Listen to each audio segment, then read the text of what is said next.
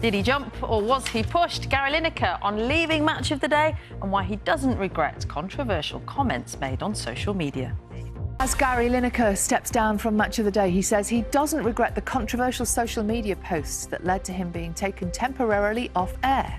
Now, for more than 40 years, Gary Lineker has been a familiar face in British households, first as an England footballer, then as one of the BBC's highest paid and most well-known presenters. More recently, of course, he's been involved in controversies over his social media posts. After more than 25 years on Match of the Day, he's been telling Amal Rajan why he's stepping down. It's time. I think, I've done it for a long time. It's been brilliant. It's been great. You don't need to leave. The show's doing well. It's rating well. You're up for it. You enjoy it. You're good at it. Well, perhaps they want me to leave. Is that a sense you've got? There was a sense of that, yeah. But would you have stayed if you could have stayed? Would you have liked to have stayed? No, I always wanted one more contract. I think it was their preference that I didn't do Match of the Day for one more year, so they could bring in new people. So it's slightly unusual that I would do the FA Cup and the World Cup, but to be honest, it's a scenario that suits me perfectly. You think back to barely 2 years ago when you responded to a video from a Home Secretary saying, "Good heavens, this is beyond awful," and then you responded to another Twitter user by saying her language was not dissimilar to that used by Germany in the 1930s. Do you regret saying those things publicly? I don't regret saying them publicly in terms because I was right what I said, it was accurate. But I wouldn't do it again because of all the kerfuffle that followed. And I love the BBC and I didn't like the damage that it did to the BBC. Can you not see why some people would say, even if you work for BBC Sport, if you're paid a big salary to work for the BBC and it's funded by the licence fee, you should be impartial?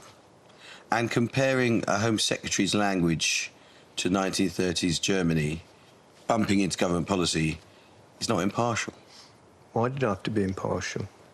So you saw yourself as a freelancer, and therefore... I am a freelancer. And therefore not bound by the impartiality rules of the news and current affairs. The impartiality rules were for people in news and current affairs. They have subsequently changed. Good evening. The BBC is in crisis tonight after forcing Gary Lineker to step back from presenting Match of the Day over critical tweets about the government's immigration policy.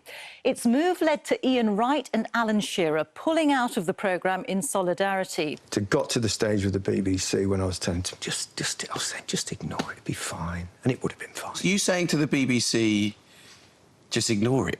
I mean, it was front-page news for days. Yes, but that's it. That's my point again. You're appeasing the people that are after the BBC. They're so anti-BBC on the Daily Mail. So what should the BBC have done about it? They ignored it, and it would have been fine and gone away. What did they do? They didn't ignore it, and in the end, they took me off air, which was silly.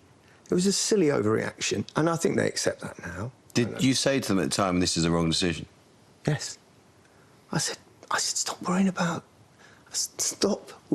it, it'll be fine. And then the news breaks late Friday afternoon that they're going to take me off air, which they told publicly before they told me. But anyway, so they did that. You found out that you were coming off Match of the Day through a news alert rather than the BBC? Yeah. So... What did you make of that? I wasn't that bothered, but because I suspected it was coming. But at that point, I was just having late lunch and Ian Wright went public saying... Did he call you in advance?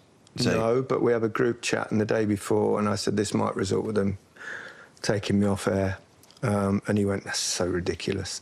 And he said, if they do, I'm not doing this show. And it's one thing saying that. It's a very much different thing actually doing it. And I was in the back of a cab on the way home when that happened and I was crying. Because that doesn't happen. That show of support, it's incredible. Gambling is such a big part of sport, especially football, the TV ads surrounding it, and you've seen the negative effects of gambling on colleagues and friends. As a society, should we change how big a part gambling plays in football? People have a bet, I have occasional bet, that's fine. But I know people that it also becomes an addiction and can completely destroy their lives. I mean, they're talking about taking it off the shirts, but you see it on the boards around the ground everywhere. I think football really needs to look at that. I mean, it's all very well, you know, suspending people like Tonali or Ivan Toney having a bet on a football match, and then actually encouraging your sponsors to be gambling companies. So yeah, I think football needs a long, hard look at itself about that. I really do. Final thoughts. So we'll do is a quick fire. You are entering a new chapter. You're 64. You're in good health. Your sons have grown up. What's next for Gary Lineker? Public service? Politics? No politics. No, I'm not interested in politics. I've never had a view.